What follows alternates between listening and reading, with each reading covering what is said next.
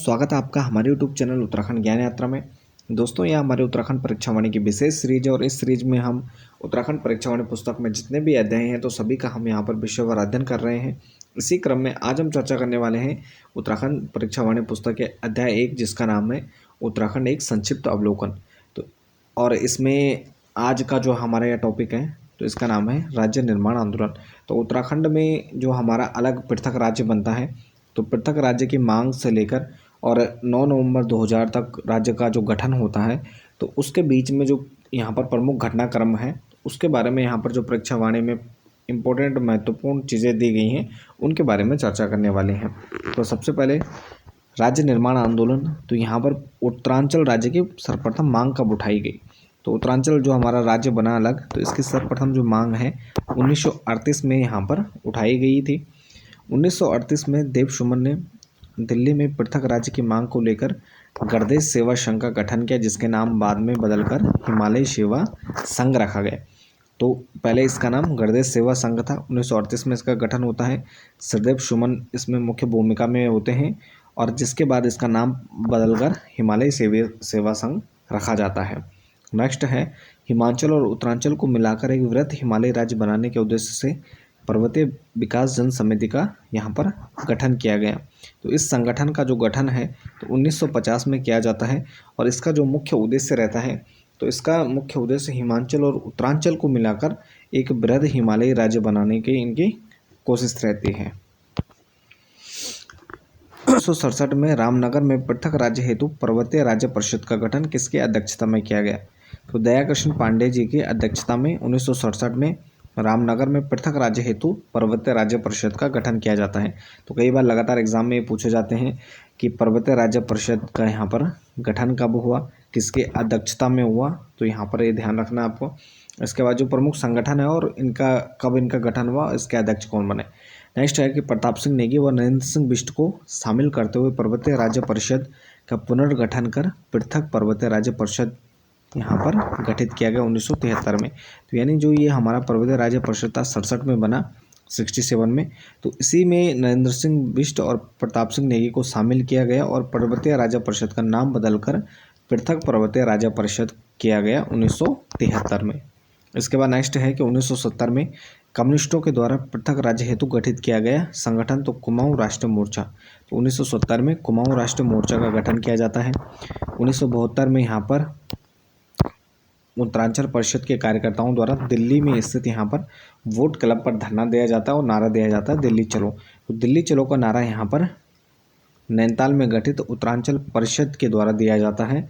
1972 में उनके द्वारा वोट क्लब पर धरना भी दिया जाता है। नेक्स्ट है पृथक राज्य हेतु 1976 में उत्तराखंड युवा परिषद का गठन किया गया।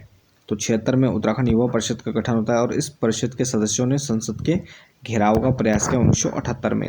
76 में उत्तराखंड युवा परिषद का गठन और 78 में संसद घेराव का प्रयास।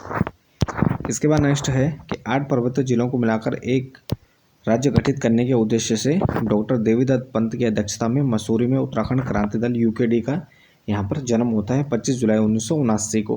काफ़ी महत्वपूर्ण है, यूकेडी राज्य गठन में महत्वपूर्ण भूमिका निभाने वाला दल था। तो 8 पर्वतीय जिलों को मिलाकर एक राज्य गठित करने का उद्देश्य से डॉक्टर देवीदत्त पंत की अध्यक्षता में मसूरी में यहाँ पर सम्मेलन होता है और उत्तराखंड क्रांति दल को यहाँ पर बनाया जाता है 25 जुलाई 1979 को। नेक्स्ट है यूकेडी के 21 सदस्य ने अप्रैल 1987 में संसद में पत्र बम फेंका था।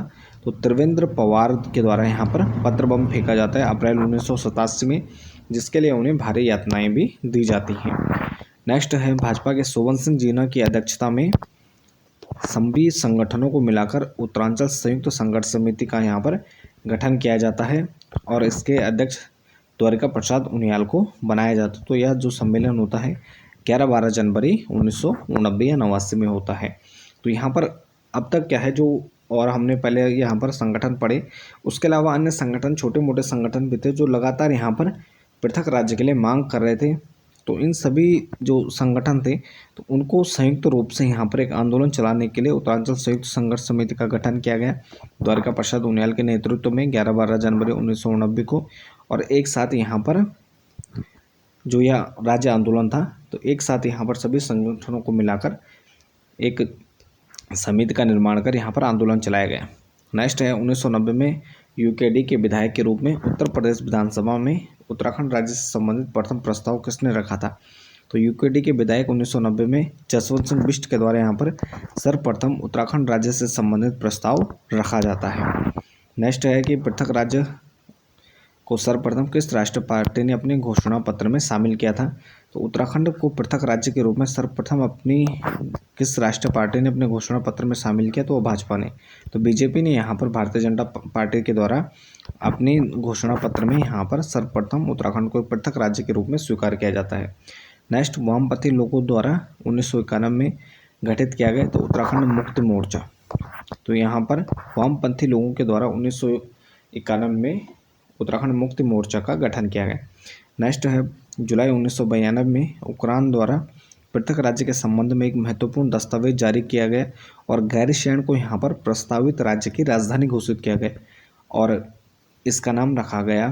तो गैरसैंण को यहाँ पर चंद्रनगर के नाम से यूकेडी के द्वारा यहाँ पर इसका नामकरण किया गया या नाम दिया गया और जुलाई 1992 में इनके द्वारा यह दस्तावेज जारी किया गया। नेक्स्ट है 4 जनवरी 1994 को मुख्यमंत्री मुलायम सिंह ने राज्य की संरचना व राजधानी पर विचार करने के लिए गठित की। तो यहाँ पर कौशिक समिति का गठन होता है जिसे यहाँ पर राज्य की संरचना यानी जो पृथक राज्य उत्तराखंड बनेगा उसकी संरचना क्या होगी और उसकी राजधानी कहाँ होगी, इस पर विचार करने के लिए कौशिक समिति का गठन किया जाता है। कौशिक समिति ने अपनी रिपोर्ट मई 1994 में कहाँ राजधानी बनाने की सिफारिश की? तो उन्होंने अपनी रिपोर्ट दी गैरसैंण में इनके द्वारा राजधानी पृथक राज्य के लिए राजधानी के लिए सबसे महत्वपूर्ण और यहाँ पर जो गैरसैंण है तो यहाँ पर मध्य में स्थित है तो इसको यहाँ पर उनके द्वारा सर्वश्रेष्ठ यहाँ पर स्थान के रूप में बताया गया कि गैरसैंण में राजधानी यथोचित है। नेक्स्ट है कि जनवरी 1994 में मुलायम सिंह यादव सरकार द्वारा सरकारी नौकरियों में 50% सीटें आरक्षित घोषित करने के बाद पौड़ी के वयोवृद्ध नेता इंद्रमणि बडोनी, जिन्हें उत्तराखंड के गांधी के रूप में भी जाना जाता है, उनके द्वारा यहाँ पर आमरण अनशन किया जाता है तो जनवरी 1994 में। इसके बाद नेक्स्ट है 1 सितंबर 1994। तो यहाँ पर खटीमा गोलीकांड घटित होता है जिसमें लगभग हमारे 25 लोग शहीद हो जाते हैं। इसे उत्तराखंड के इतिहास में जाना जाता है काले दिवस के रूप में। तो इसको ब्लैक डे के रूप में मनाया जाता है 1 सितंबर 1994 को खटीमा कांड।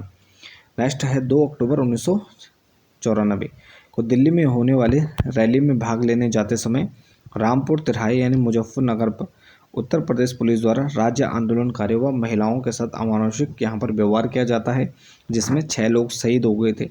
इस घटना को क्रूर शासक की क्रूर साजिश के रूप में जाना जाता है। उत्तराखंड के इतिहास में 2 अक्टूबर 1994 को रामपुर तिराहा कांड या मुजफ्फरनगर कांड के नाम से भी इसे जाना जाता है।